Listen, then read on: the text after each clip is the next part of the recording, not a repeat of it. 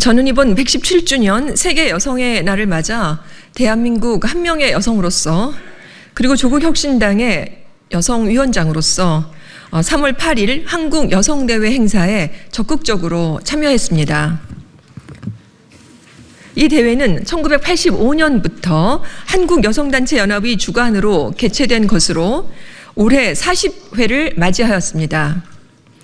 이 대회는 다양한 여성 의제를 대대적으로 알리고 성평등한 사회를 열망하는 여성들의 연대의 힘을 가시화하는 데 그리고 축제하는 데 열린 그 장이었습니다. 우리 조국혁신당 여성위원회는 이번 행사에서 여성 정책에 관한 시민들의 수요 조사를 진행했는데 놀라운 결과가 나타났습니다. 제시한 7개 정책 유형 중 성범죄 처벌 강화가 압도적인 지지를 받은 것입니다. 우리나라의 현 주소인 것이죠. 오늘 저는 참담한 심정으로 이 자리에 섰습니다. 최근 장제원 전 국민의힘 의원이 과거 대학교 부총장 시절에 비서에게 성폭력 범죄를 저질렀다는 충격적인 의혹이 제기되었습니다. 2015년 11월 총선 출마 포스터 촬영 후에 서울 강남 한 호텔에서 자신의 비서 A씨와 술자리를 가진 뒤에 성폭력을 행사한 혐의입니다. 사건 이후에 장 전 의원은 그렇게 가면 내 마음은 어떡해 등의 문자를 보낸 것으로 전해지고 있습니다. 피해자는 이후 극심한 트라우마로 정신적인 문제로 인해서 정상적으로 근무하는 것조차 어려웠다고 합니다. 그러나 장제원 전 의원은 고소 내용은 거짓으로 단정하고 현재 모든 혐의를 부인하고 있습니다.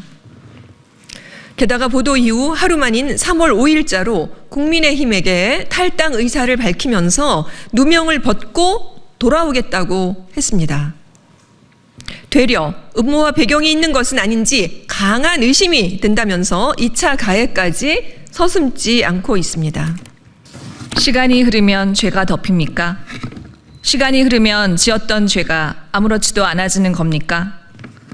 성폭력 사건이 벌어졌을 때 피해자가 즉시 신고하는 경우가 얼마나 될 거라고 봅니까? 그렇게 당당하면 왜 당을 탈당합니까? 윤석열 정부의 실세였는데 그 책임은 없습니까? 당시 장제원 전 의원은 대학 부총장 신분이었고 그 당시 비서와의 관계는 명백하게 상하 관계였습니다. 이런 종속적인 권력 관계 속에서 곧바로 문제를 제기할 수 있는 피해자는 많지 않습니다. 더욱 심각한 문제는 국민의힘의 태도입니다. 장제원 전 의원은 국민의힘 소속 3선 국회의원 출신입니다. 윤석열 인수위원회 시절 비서실장까지 지낸 윤핵관의 핵심 인물입니다.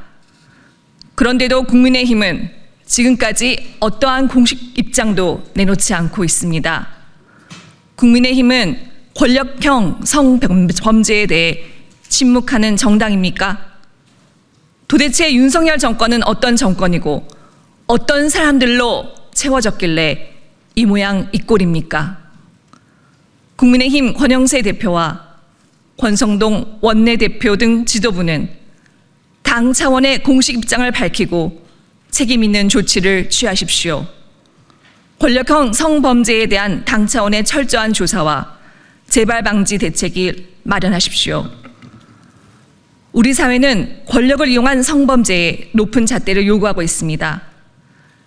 피해자가 즉시 신고하지 못했던 상황을 가장 먼저 헤아리고 공정하고 철저한 수사를 통해 반드시 진상을 규명해야 합니다. 존경하는 국민 여러분, 2016년 미투 운동 이후 우리 사회에는 많은 변화가 있었습니다. 피해자들의 목소리는 세상 밖으로 나왔고 성폭력에 대한 사회적 인식과 경각심을 높여왔습니다. 그러나 이번 장제원 사건에서 보듯이 여전히 권력형 성범죄가 반복되는 상황을 마주하고 있습니다. 미투 운동이 남긴 사회적 교훈이 아직도 제대로 받아들여지지 않았다는 사실에 분노합니다. 저희 조국혁신당 여성위원회는 이번 사건이 끝날 때까지 목소리를 높이겠습니다.